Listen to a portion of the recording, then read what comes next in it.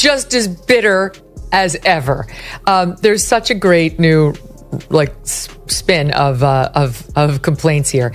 Here's one from her most recent episode.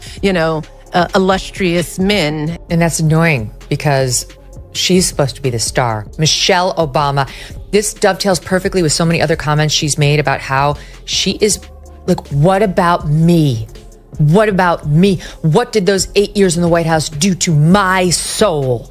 And why isn't anyone asking? They shouldn't have to be told to ask about how I'm doing. Yes, that Michelle Obama, the one who made Kale cool, cardigans stylish, and turned a side part into a signature look. The same woman who walked out of the White House not just as a former First Lady, but as a wellness icon. She gave us green, smoothies, homegrown veggies, and a mantra for the ages. When they go low, we go high. Her message was clear, her image polished, and her presence magnetic. Michelle didn't just promote healthy living, she made it feel like a lifestyle worth dreaming about. She led with calm confidence, whether she was on a yoga mat or planting lettuce in the White House garden. It was all perfectly planned, presented with the ease of someone who made it look effortless. But behind that glow was a well-oiled machine. This wasn't a grassroots movement, it was a masterclass in image building. Her version of wellness was more about aspiration than perspiration. Let's be honest, promoting clean eating while jet-setting to brunch with celebrities like Beyoncé isn't exactly the everyday experience. Still, that was the point. Michelle offered something to reach for, an ideal. She didn't just share tips for healthy living, she sold a vision of it, fresh, stylish, and always under control. For some, she became the face of modern inspiration, especially for those who see beauty in green juice and gated neighborhoods. And to what I said, right? Like, it's probably, if you're having some issues in your marriage, it's not you, it's the process of marriage. Michelle Obama's legacy isn't just about hope.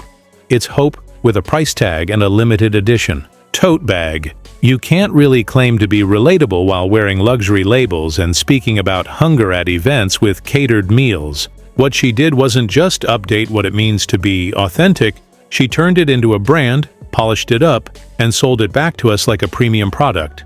This wasn't about offering real help, it was about offering a feeling. A carefully crafted image of inspiration, packaged and promoted like a lifestyle product. It's the kind of motivation you apply like a face serum, use daily, feel good, and maybe catch a TED Talk in the process. It's sleek, uplifting, and just a little self-righteous.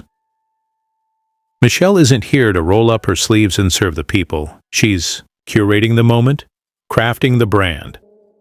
Like any luxury label, it's less about nourishment and more about desire. She doesn't want to feed your needs. She wants to be the reason you keep craving something just out of reach. Publicly, which leads me to Michelle Obama. Every day she's dropped another negativity bomb on us, whether on her podcast or on someone else's. I mean, this audience knows she never says anything positive. It is all complaints. So she goes on another podcast. She's promoting her show, so she's making the rounds. The Diary of a CEO podcast, and actually found a way to about how hard it is to live in the White House. And then there's the media makeover. Remember when Michelle Obama was seen as the reluctant public figure, someone who just wanted to serve quietly? These days, she's holding onto the spotlight like it's her second career. Her brand practically says, I didn't ask for this. But while you're here, check out my $50 journal and matching hoodie on Shopify. It's a strange mix. One day, she's talking about staying grounded and humble. The next, she's on a book tour that looks more like a pop concert, complete with big lights, packed arenas, and ticket prices that could give Beyoncé a run for her money. It's hard to preach modesty when people are paying hundreds just to hear lines that could fit on a Pinterest board. And then there's the book, 400 pages that read more like a tribute to her own image than a meaningful story. It's a glossy mix of influencer-style advice and polished public relations. Inside, you'll find stories about how hard it is to be admired, how tiring fame can be, and how important it is to find your strength, ideally while buying her branded merch. In the end, it feels less like real-life wisdom and more like a luxury self-help manual, delivered with studio lighting and sold to the masses. For the everyday person, it's not so much guidance as it is a glimpse into a lifestyle few can relate to. Next. Often we just accept that money, power, and privilege are perfectly justifiable forms of affirmative action, while kids growing up like I did are expected to compete when the ground is anything but level. You know what, Michelle? Same. And I'm white. I didn't have any of those advantages. I showed up the day of the SAT. I was like, it's the SAT today? Oh, shit, okay. My friend loaned me a pencil. I never took a review class. We didn't have the money for anything. Like, it's not just a black thing. Have you noticed that whenever Michelle Obama talks about Barack, it rarely sounds like praise? You don't hear her gushing about how smart he is, what a great dad he's been, or how proud she is of his time as president. The kinds of things you'd expect from a supportive spouse. Instead, most of her public comments seem to highlight his flaws. She said he's distant, not very talkative, hard to connect with, and that they live on totally different schedules. And now she's telling us it's normal to have an entire decade of struggle in a marriage. At the same time, we're still expected to believe she's the same grounded working mom we were introduced to in 2008. Back then, she felt relatable. Someone, juggling family and work just like the rest of us. But that image has shifted. These days, she's flying off to Italy with a full glam team, personal makeup artists, and a security squad that could double as a small army. Michelle isn't just a public figure anymore, she's a full-blown brand. She's become so polished that if she ever got a paper cut, it would probably be from one of her own business cards. With a styling team that rivals the Kardashians, she still manages to position herself as a voice of authenticity. And let's not forget her so-called fashion era, state dinners that looked more like Vogue photo shoots than public service. It's hard to sell modest values while dressed head to toe in custom designer gowns. Somehow, childhood obesity turned into a fashion statement. We saw her promoting healthy habits, all while stepping out in couture. Meanwhile, everyday families were told to skip dessert, but hey, it was for the kids, right? At least that's what we were told between shots of Michelle in designer dresses, walking red carpets, and giving speeches about simplicity. Every word she says about Barack Obama is negative. I can't think of her sitting there just waxing poetic about him, complimenting, he's brilliant, he's a great dad, he was the greatest president, whatever a normal wife of Barack Obama would say. Every time she opines, it's something that reflects poorly on him, how he's insensitive, how he's not a talker, how he doesn't know how to relate to people, he doesn't keep the same schedule as she does, and now we're talking about you can have a bad decade in a marriage? Then there's Michelle's unique ability to turn even the smallest hiccup into a life lesson. Stuck in traffic? That's a teachable moment. Burnt your toast? Time to reflect and grow. Whatever the situation, it always leads back to the same idea. Michelle's got it all figured out. And maybe the rest of us should start thinking like her too. She doesn't just share stories, she presents them like she's narrating a documentary series called Elegance in Motion. Every speech is polished, every word carefully chosen, and by the end, you don't feel so much inspired as slightly overwhelmed, like you've just sat through a TED Talk with a side of subtle self-promotion. Instead of motivation, it can sometimes feel like a gentle sales pitch.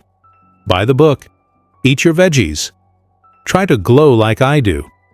It's less about encouragement and more about branding, packaged in silk, lit just right, and always ready for social media. Even her off-the-cuff moments seem perfectly staged, made for highlight reels and hashtags. She's angry and unhappy.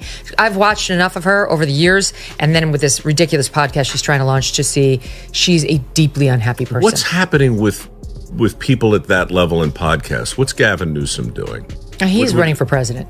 That one makes more sense to me strategically. She's like, she should be in her therapist's office. Her brother Craig is not. Oh, he did? Yeah, what do you think I should do? I don't support it. Yeah? Well, my feeling is Gavin Newsom is using people to build up his skills so that he can more effectively debate the Republican nominee. Remember when Michelle Obama launched that quirky Netflix cartoon for kids all about healthy eating?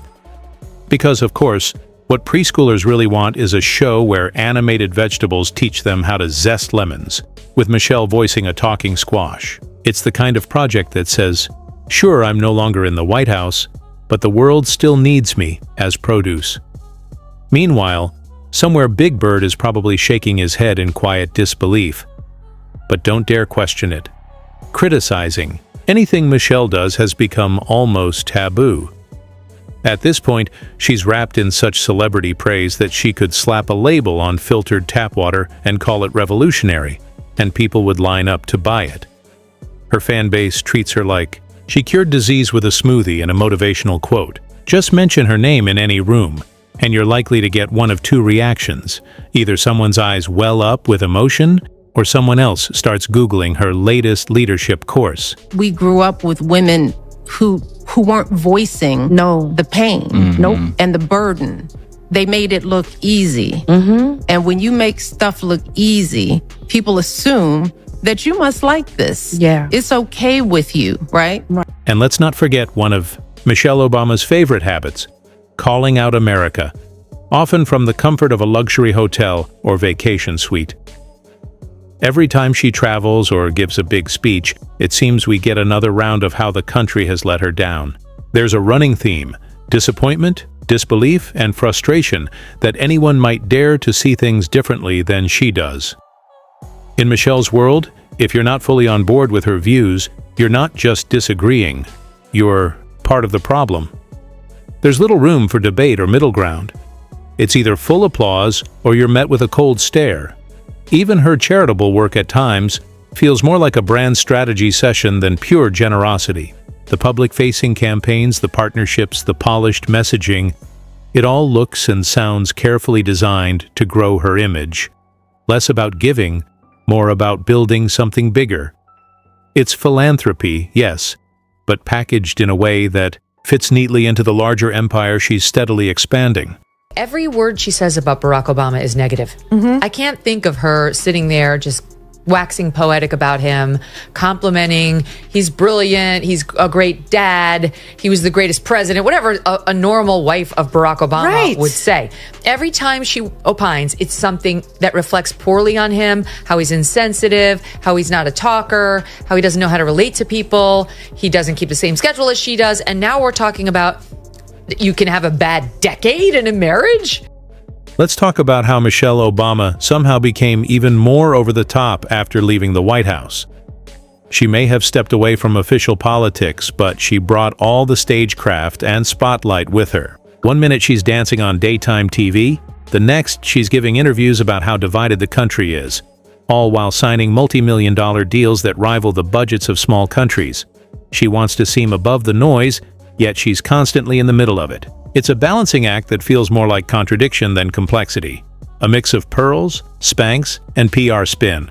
And let's be honest, she's not just Michelle from the South Side anymore. That version doesn't vacation on yachts with George Clooney, guest edit fashion magazines, or sip matcha in designer boots while lounging in hotel suites scented with custom essential oils. That image of the grounded everyday mom? It's long gone. These days, she's closer to a diamond-studded yoga mat than a working-class role model. Michelle's real legacy isn't hope or humility, it's the blueprint for turning public service into a personal empire. With the right media team and a few feel-good stories, she's transformed a government role into a private brand. And the whole time, she's still claiming she never wanted any of this. Just before signing another deal, launching another documentary, or expanding her merch. Line, she's the queen of the humble brag. I'm just trying to help, she'll say, right before rolling out a signature scent called Resilience. She talks about the little things in life, then hops on a red carpet with celebrities who haven't dealt with little things in decades.